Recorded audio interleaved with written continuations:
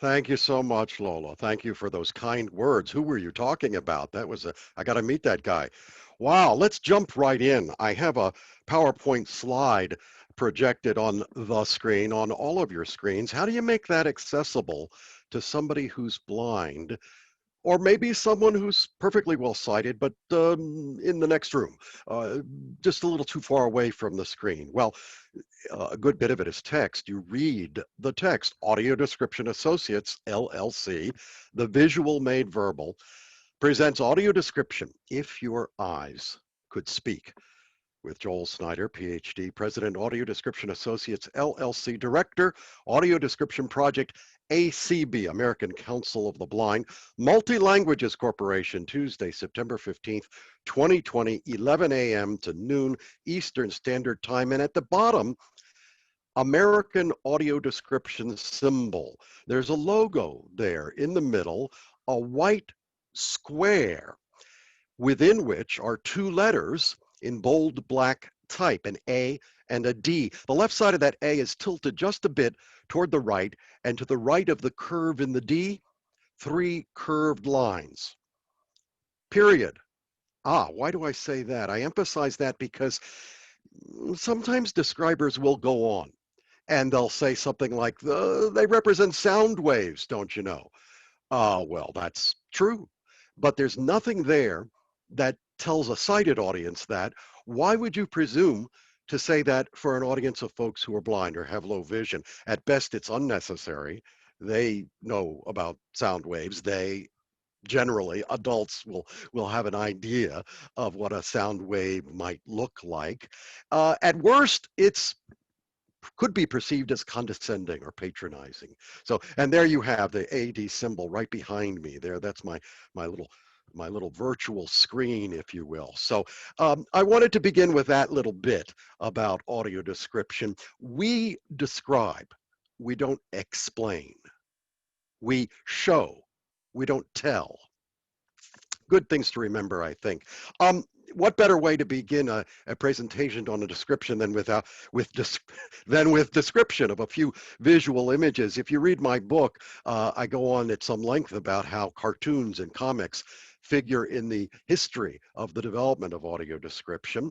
And I've got a cartoon on the screen right now. And some of you are probably going, well, Joel, why don't you enlarge that? I can't see it so clear. It's kind of small there. Well, there's method to my madness. If you can't see it well, maybe it's just the font is too small. Maybe you could appreciate, enjoy, a benefit from audio description.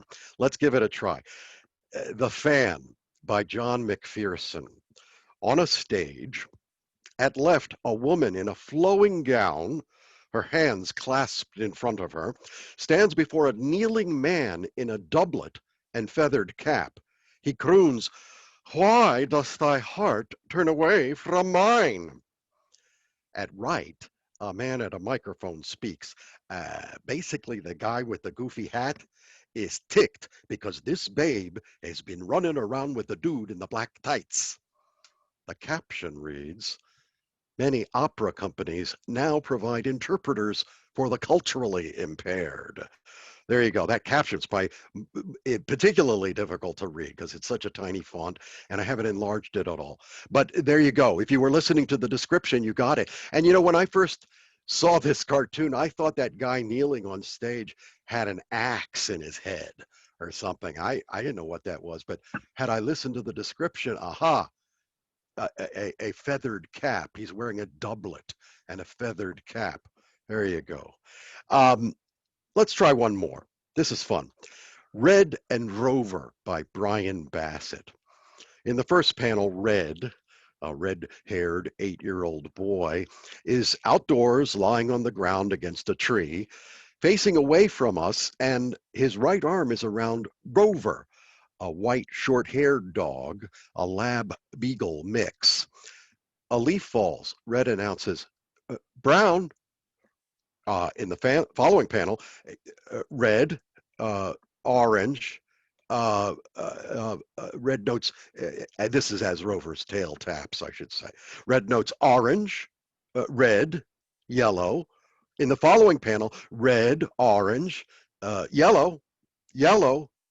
Next, Red turns toward us. eyes wide and tells us dogs only see in black and white. And the final panel depicts a more full view of the tree, leaves scattered about the pair as red continues, yellow, orange, brown, red, orange. There you have it, ladies and gentlemen, audio description for dogs. Uh, Colorblind dogs. I think that's true. Dogs are colorblind. I think I heard that once. Sure.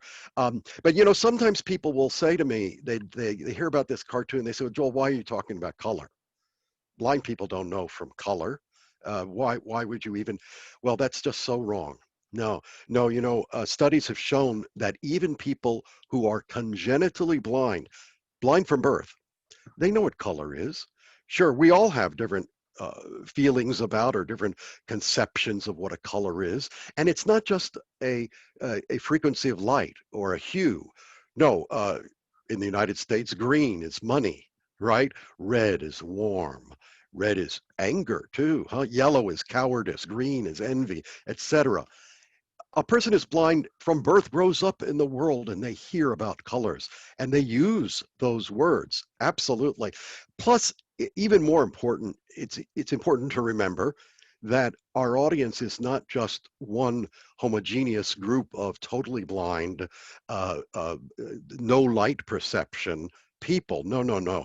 Most of our audience are people who had vision at one point. They lose the vision perhaps due to an age-related illness of some sort. It's a wide spectrum. So color actually is important, and you need to keep that in mind too. You're describing for people on that broad range, from congenitally blind to people who have low vision. Maybe they see only tunnel vision. Maybe it's just some shadows or shapes, but or maybe they can make things out if they take time, etc. Um, I want to harken back to my little subtitle for this session, If Your Eyes Could Speak. I have to admit to stealing that phrase from a movie. Maybe you saw it, The Book Thief.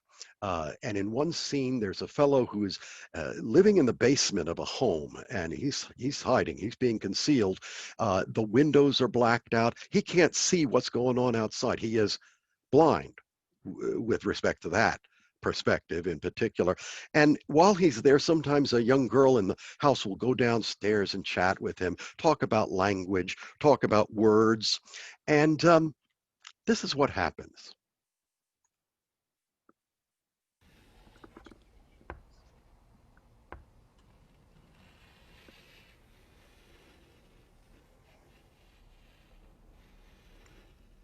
Tell me, where do you get these words?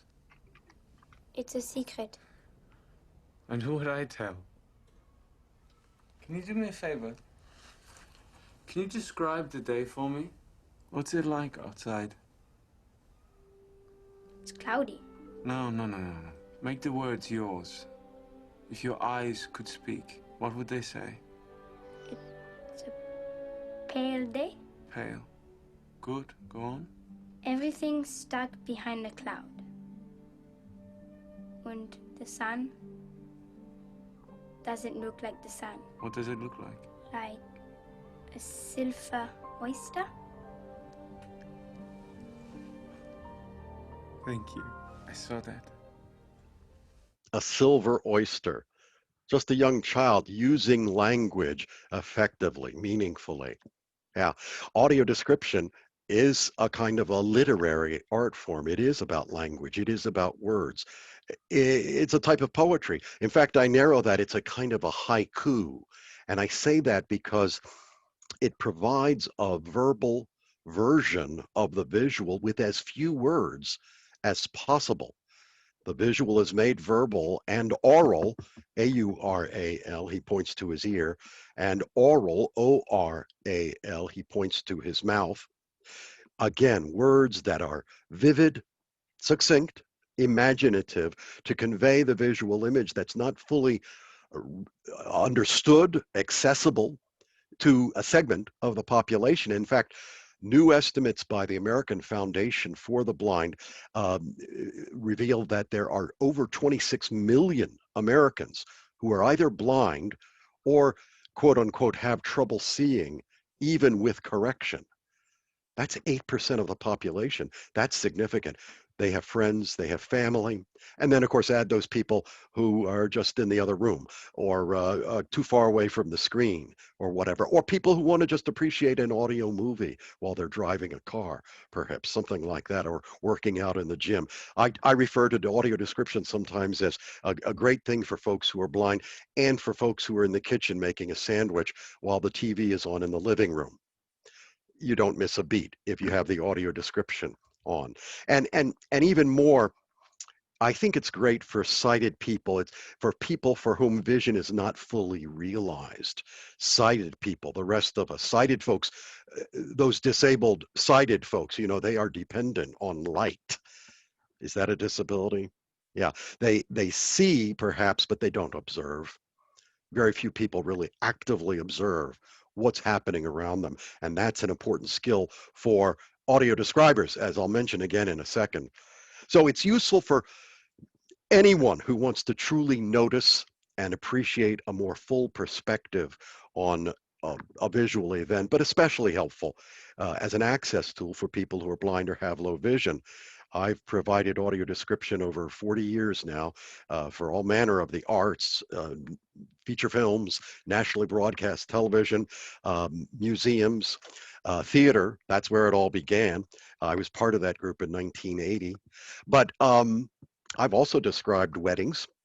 I've described parades, rodeos, circuses, sports events, and even funerals. Wherever the visual image is important to understanding the what's going on visually. And some of you make presentations. It's important, as I did at the beginning, read the text aloud, describe images. We call that self-presenting.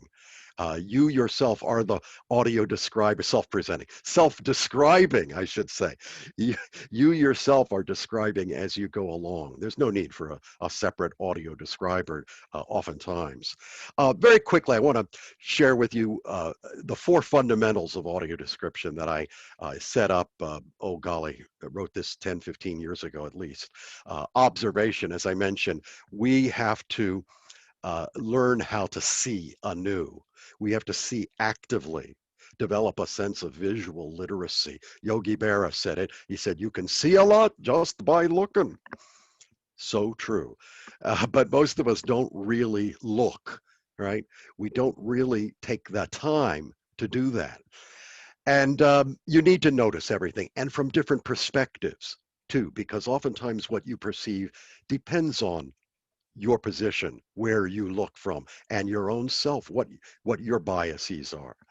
Now, secondly, you see everything, and then you have to get rid of most of it.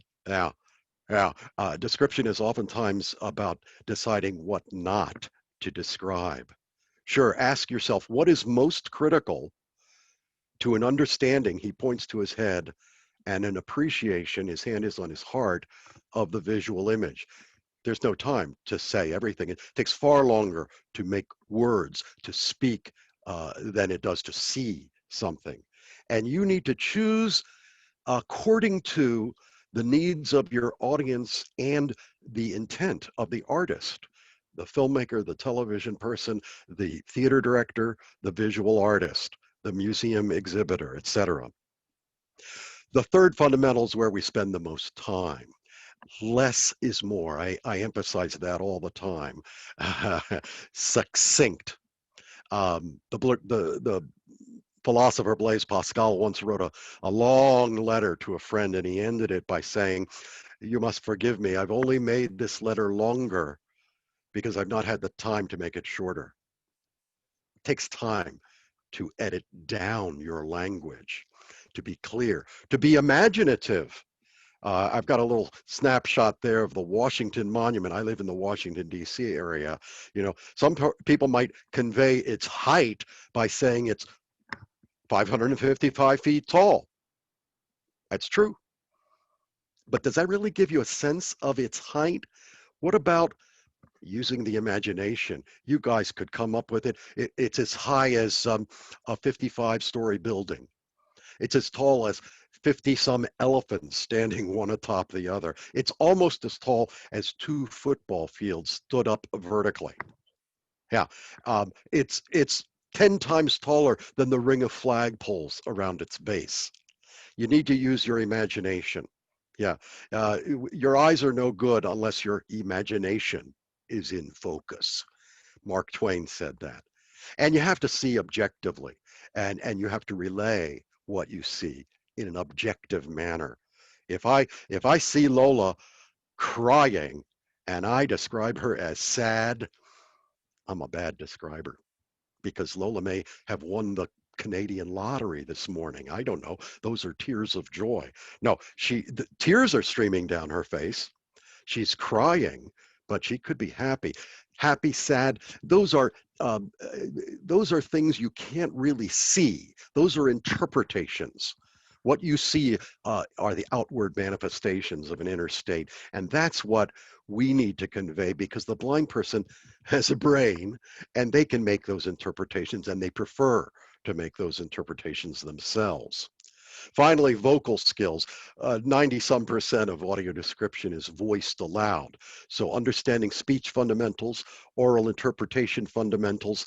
In theater, oftentimes the describer is the person voicing the description. Although media, that's rarely the case. But it's good to have an understanding of how the voice talent can enhance what you've written. You can actually use fewer words if you know the voice talent can convey meaning with the voice. I use an example sometimes. Woman without her man is a savage, right? Do we all agree? How many women do we have in this group? Woman without her man is a savage. Now, if you don't think that's so, say those same words back to me. Don't change any words, don't add any words, don't take away any words. Just with the way you say it, make it mean the opposite. Woman, without her, man is a savage. Simple, simple. It's all a matter of making meaning with your voice. The fundamentals of audio description and audio description training. Let me help you actually see, if you will, what description is all about by having you close your eyes. You don't have to actually really close your eyes. No, if you came into this session as a sighted person, you all are blind now. I can do that. I can do that because I'm going to share with you an excerpt of a feature film that I described for ABC television many years ago, The Color of Paradise. Wonderful film, and maybe some of you know it. But I'm just going to play the excerpt without the picture and with no audio description, but it's a feature film. You're going to have the original soundtrack. There should be no problem in your understanding what's going on, right? I want you to just experience it as a totally blind person would. Should be no problem. Let's try it.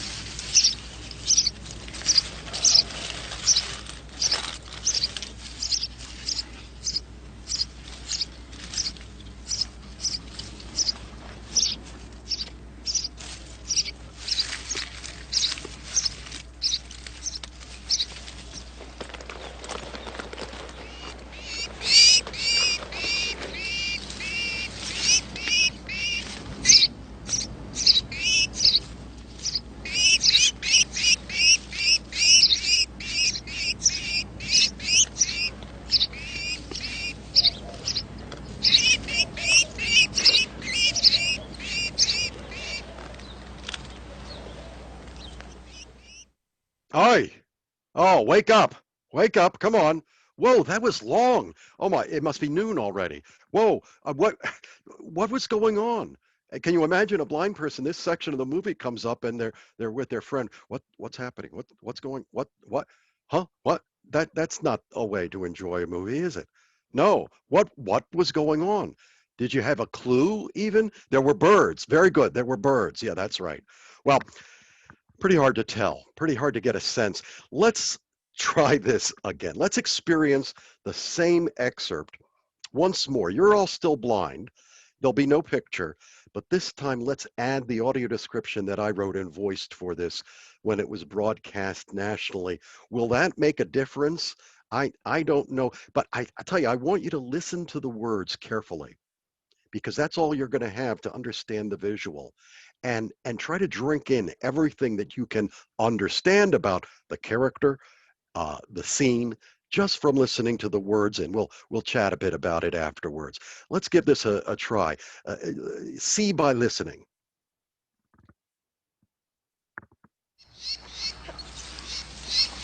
Mohammed kneels and taps his hands through the thick ground cover of brown curled leaves. A scrawny nestling struggles on the ground near Mohammed's hand. His palm hovers above the baby bird. He lays his hand lightly over the tiny creature. Smiling, Mohammed curls his fingers around the chick and scoops it into his hands. He stands and strokes its nearly featherless head with a fingertip. Mohammed starts as the bird nips his finger. He taps his finger on the chick's gaping beak. He tilts his head back, then drops it forward. Mohammed tips the chick into his front shirt pocket. Wrapping his legs and arms around a tree trunk, Mohammed climbs.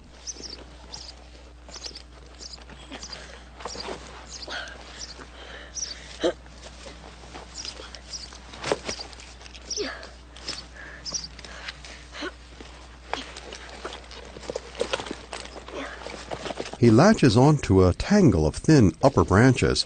His legs flail for a foothold. Mohammed stretches an arm between a fork in the trunk of the tree and wedges in his head and shoulder. His shoes slip on the rough bark.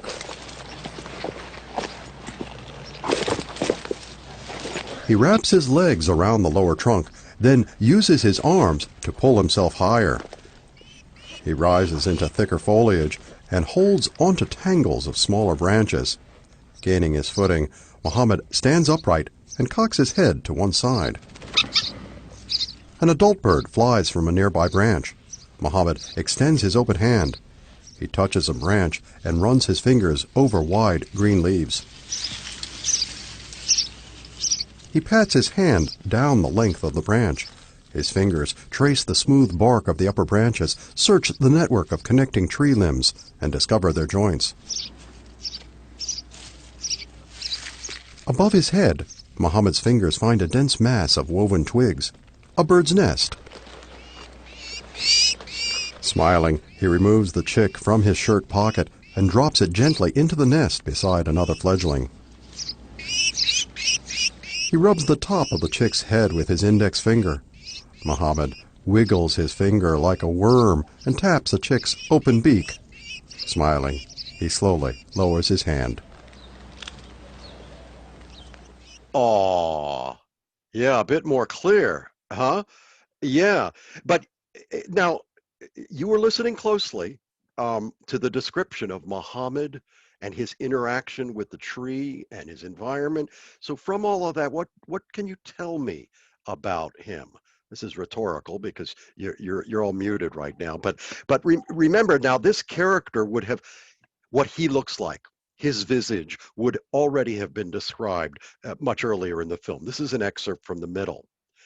So I suspect, though, that some of you will be surprised if you watched the excerpt with the video after about 10, 15 seconds. Yeah, and I'm going to make you do that again. We're going to go through this a third time. It'll be Thursday by then. No, but that was a lot shorter, wasn't it? Didn't it feel shorter because you knew what was going on? That's interesting. Well, consider the words that are used to describe the images that were chosen and the images that were not chosen to be described. Would you have singled out other images? Again, description is oftentimes about what not to describe. Let's try it. I am restoring sight to everybody now. If you had sight when you started this session, I'm restoring it to you. Here you go, The Color of Paradise.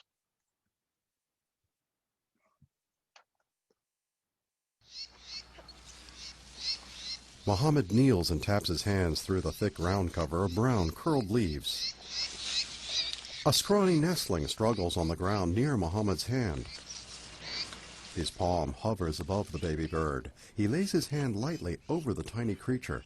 Smiling, Muhammad curls his fingers around the chick and scoops it into his hands. He stands and strokes its nearly featherless head with a fingertip. He's a blind boy. Muhammad starts as the bird nips his finger. He taps his finger on the chick's gaping beak. He tilts his head back, then drops it forward. Muhammad tips the chick into his front shirt pocket. Wrapping his legs and arms around a tree trunk, Muhammad climbs.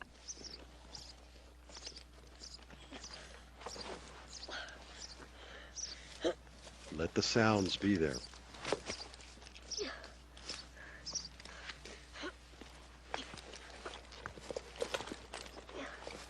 He latches onto a tangle of thin upper branches. His legs flail for a foothold.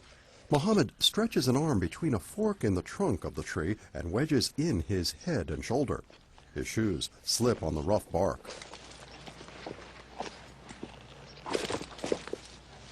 He wraps his legs around the lower trunk, then uses his arms to pull himself higher. He rises into thicker foliage and holds onto tangles of smaller branches. Gaining his footing, Muhammad stands upright and cocks his head to one side. An adult bird flies from a nearby branch. Muhammad extends his open hand. He touches a branch and runs his fingers over wide green leaves. He pats his hand down the length of the branch. His fingers trace the smooth bark of the upper branches, search the network of connecting tree limbs, and discover their joints. Above his head, Muhammad's fingers find a dense mass of woven twigs, a bird's nest. Smiling, he removes the chick from his shirt pocket and drops it gently into the nest beside another fledgling. He rubs the top of the chick's head with his index finger. Muhammad wiggles his finger like a worm and taps the chick's open beak. Smiling, he slowly lowers his hand. Oh, there it is again. Yeah, he's blind. He touches everything. That's how he knows his world. And I didn't emphasize that just because I wanted to. No, the filmmaker is doing that. I have to clue into the intent of the artist and describe the elements that I feel he's focusing on. And what's a camera anyway? Camera focuses your view onto what the cinematographer wants you to see. Same on a stage, same with visual art, etc. Let's take a look at the script here. I have the actual script to this segment of the audio description, and I've annotated it to bring out some concepts in particular. We've mentioned this already, the thick ground cover of brown curled leaves. Well, brown curled leaves, autumn. I don't have to say it's autumn. I can show it's autumn. I don't have to tell people. Yeah, I just describe. And color, of course. Color has been shown to be important to people with low vision, even people who are congenitally blind. A little bit later, there's a cue there, 2 seconds of gasp or chirping or whatever. That's important to note. It's important to be precise because timing is critical in the crafting of description. We weave the descriptive language around, not just language, but a film's sound elements. We got to do it vividly, though. We got to use language effectively. He curls his fingers around the chick and scoops it into his hands. He don't grab it. He don't pick it up. No, he scoops it.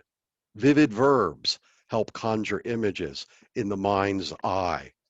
The next note, here you go. He taps his finger on the chick's gaping beak. He tilts his head back, then drops it forward. Muhammad tips the chick into his front shirt pocket, taps, tilts, tips. Description, like much poetry, is written to be heard. Alliteration can add variety and help to maintain interest. Again, a type of poetry, really. Next, the adult bird flies from a nearby branch. What to include? Lot of things I did not talk about. I did not describe because there's not time to do that, nor do we want to. We want to get to the essence, and that's what any good artist does. Shows you the essence of life by zeroing in on concepts. Well, the adult bird flies from a nearby branch. That's important because the bird returns in the next scene. A bit of foreshadowing, perhaps. And you might not have even picked that up first time through, but when you see the bird come back, maybe you'll go back and shift the description around. Finally, towards the end, again, use of language, rubs the top of the chick's head with his index finger, not his thumb, not his pinky, his index finger. That kind of precision, specificity helps to create images. And then again, back to imagination. He wiggles his finger like a worm, like a worm. Well, now that's interesting. A minute ago, I was talking about only saying what you see. You know, Lola's crying. She's not sad. I don't see sadness, but I see crying. And yet here, I'm talking about a worm that's not even there. Well, the worm is an example of using your imagination to conjure images that help your audience see, conjures, uses your imagination to convey something that a person in your audience may not be able to see otherwise or not see as well. The other, Lola's crying, not sad, that has to do with objectivity versus subjectivity, a little bit different kind of concept. And like a worm, that's a simile. Similes paint pictures. So I want to conclude my 45 minutes, my formal presentation here. I'm going to skip over that there. I want to conclude here. I got my contact information up there, and I will go over some of that. I have a true story for you. A blind fellow was visiting a museum with some friends, and a sighted woman actually had the temerity to go up to him and ask, "What are you doing in a museum? You're blind. You can't see any of the exhibits." Well, he was a little taken aback, but he responded, "I'm here for the same reason anyone goes to a museum. I want to know, I want to be a part of our culture." His inability to see shouldn't deny him access to our culture. And I really believe it's the responsibility of any public institution, certainly arts organizations, to be as inclusive as possible. It's about access to culture, and that's everyone's right. There simply is no good reason why a person with a particular disability must also be culturally disadvantaged. No, no. I want to emphasize one point in closing, though. In the United States, and I suspect this is true in Canada, the principal constituency for audio description, people who are blind, have a 70% unemployment rate, 7-0. Right now, we're all concerned because we're up at around 10 because of COVID and such. 70% unemployment. Well, I believe that with more meaningful access to our culture, its resources, I think people become more informed. They become more engaged with society. They become more engaging individuals and thus more employable. That's something to look at. A longitudinal study. Does audio description actually help people integrate within society, get work, etc.? That kind of thing. I have my contact information up here, and we're going to take time for some questions. I do want to emphasize, though, that if there isn't time to get to your question, please email me. My email address is up there, jsnyder@audiodescribe.com. My own website is audiodescribe.com. I also want to be sure you're aware of the Audio Description Project of the American Council of the Blind, that website, acb.org/ADP. I direct that project on behalf of the American Council of the Blind under a contract to them. And I think that website probably is the really worldwide, the go-to website for information about audio description, acb.org/ADP. And there I have, oh, look at that, I wrote a book. The Visual Made Verbal, a comprehensive training manual and guide to the history and applications of audio description. Now, I want to mention, though, that it's actually been quite successful, he said immodestly, and the first printing is exhausted. So if you go to Amazon.com right now, it'll say unavailable. I think the mini mall at ACB, I have the email, or rather the website for ACB's mini mall. You can get to it at acb.org. They have a few copies left in print in English, but it is available as an audiobook. I should say it's available in Braille. It's available in screen reader formats. It's been translated into Portuguese, Polish, Russian, Spanish is in the works, Greek, and Chinese will come out next year. And a second edition will come out next year. But I do want to say that the first printing is exhausted. The second printing should be available, and Amazon will have it by the end of the month. I'm hoping. And but I'm going to make a special offer for Lola's friends, for people on this webinar right now at Multilanguages Corporation. If you send me an email and would like a copy, a PDF copy of my book, I'd be happy to share it with you. And if you, sometimes PDFs are not accessible to screen readers. If that's the case for you, let me know and I'll send you it in text or perhaps MS Word. Really. At the bottom, I mentioned the Audio Description Project Conference, which we held, I think it was our 6th one. This past July, we held it virtually, of course, as so many things these days. We're hoping that our 18th Audio Description Institute, 3 very full days of training, will be happening in Washington, D.C., live and in person in February. Not really certain about that, but I am hoping by that time if we don't do it live, we'll have a virtual version of it. I used to have a online course that is no longer available, but I think we're going to revive that. So again, send me a note and I'll be sure you're on the mailing list to find out about more information on that. So with that, Lola, let's open it up to questions. Perhaps you can read questions that are in the chat, and let's have at it. Yeah, thank you so much, Joel, for the presentation and for the wonderful offer that, sharing your resources and your knowledge with the group. The one thing that we have in common, like everyone on the call, the ones I know and even the ones who I don't know, is we have in common with you that we are advocates for accessibility. Yeah. That is something that it is in our industry, translation, interpreting. It is something that we all believe and care so much about.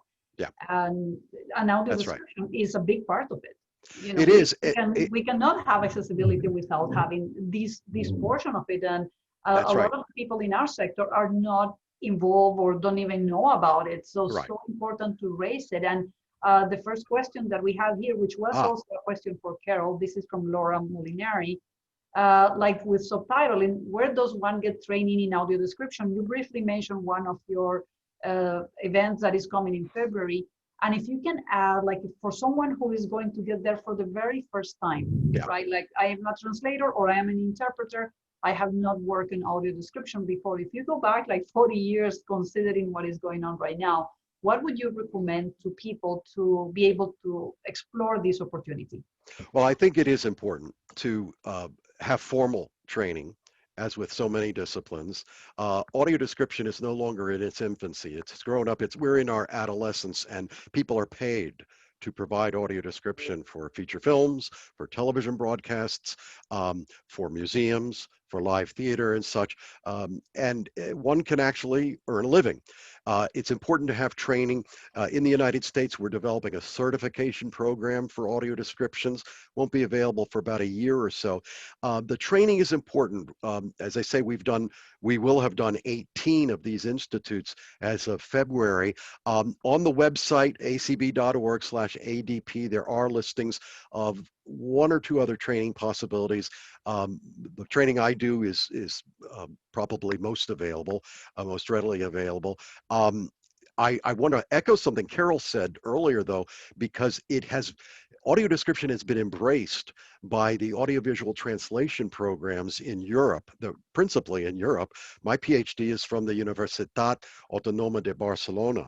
And if you want to earn a master's degree or a PhD with a focus in audio description, you can do no better than to look up Pilar Orrero and Ana Matamala at the Universitat Autónoma de Barcelona. There are programs in London. There are programs in Germany. There are programs, I mentioned Spain and Barcelona, but in Italy, I did a whole workshop for my good friend Chris Taylor in Trieste in Italy. So I would encourage you to look for that kind of thing. In the meantime, next time you watch a commercial or you have something on tape, look at a minute of it, look at it again,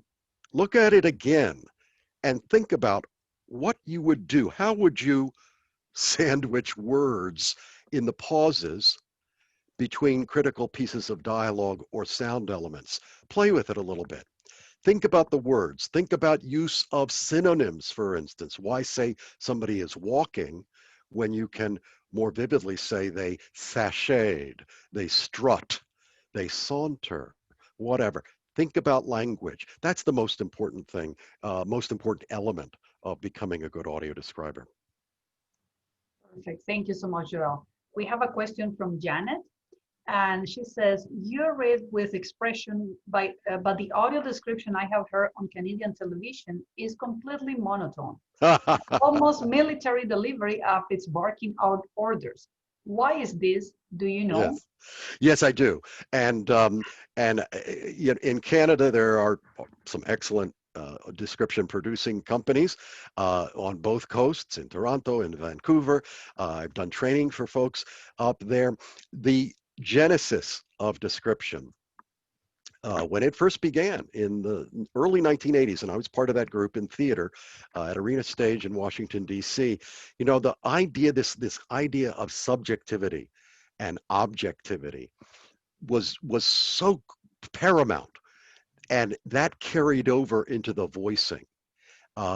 When I first developed the description program for the National Captioning Institute, the president of NCI said to me, "Oh, yes, you want to have a golf announcer voice, isn't that right? Now he moves here, now he moves there, now he does that, now he does the other, now I do golf announcer." No, we've grown past that. People were consumed with this idea of not conveying any sort of humanity, really. No. And some description producers have held to that like a totem or something. I'm not sure what. I think the best description, the vocalization of the best description, is very aware of the intent of the creator. If it's a sad scene, there will be a soberness to the voice. If it's a happy scene, there'll be a lilt. Now, be careful. There's a thin line that you don't want to cross, because you are not in the scene, you are of the scene. You're not an actor, and the best compliment a describer can get was, I didn't even notice you, but I got everything. Well, if you're talking like a robot, you're going to get noticed.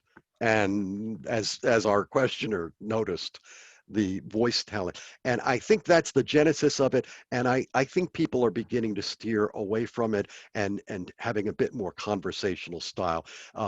That monotone is something that came out of WGBH, which that was the group that first developed audio description for television in Boston.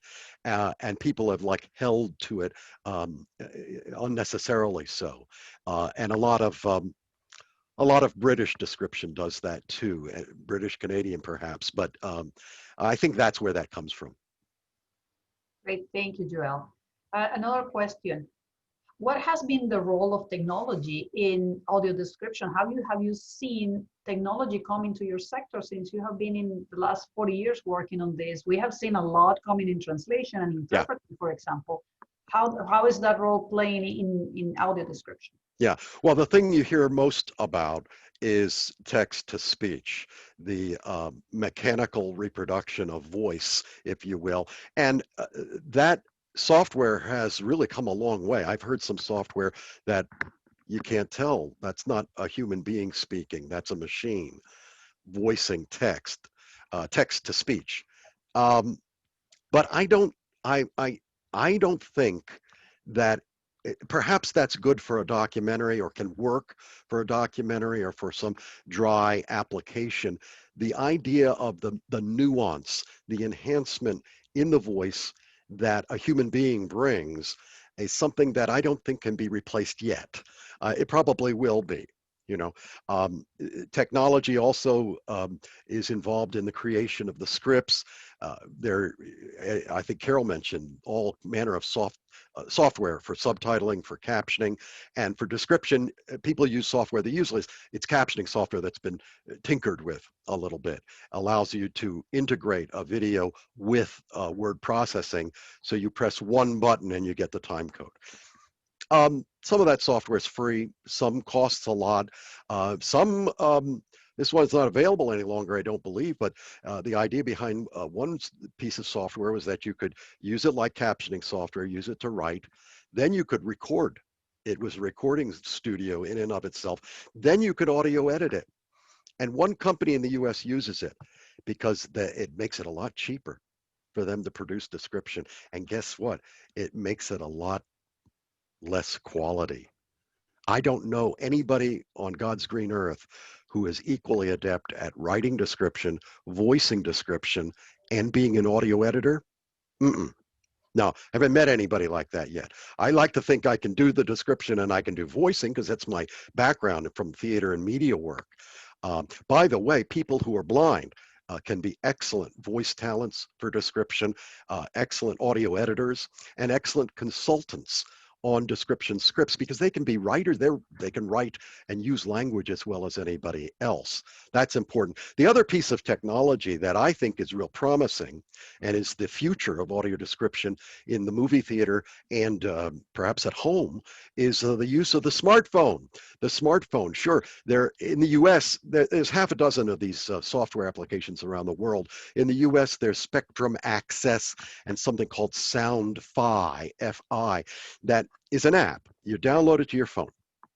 You're going to go to the movies and you go to the website of Spectrum Access and look at that. They have the audio description available for that movie. Then you download to the app the audio description track for that movie. You go to the movie theater, the app listens to the sound of the movie and automatically syncs the description with it. So you don't have to worry about the movie theater people giving you the wrong equipment or the batteries are dead. No, you use your own smartphone, your own earbud. And the other nice thing, at home you could do it with a movie on your television. The nice thing there is that some sighted people haven't clued into the value of description, and you may have some of them in your family. And, you know, they want grandma to be with them to enjoy the movie, but grandma needs the description. Well, if she's using the app, she'll hear the description. Nobody else has to hear it. So that is, it's not available on a lot of films yet, but it's more and more every day. And I think that's the future. One important part of the technology for the future that bodes well.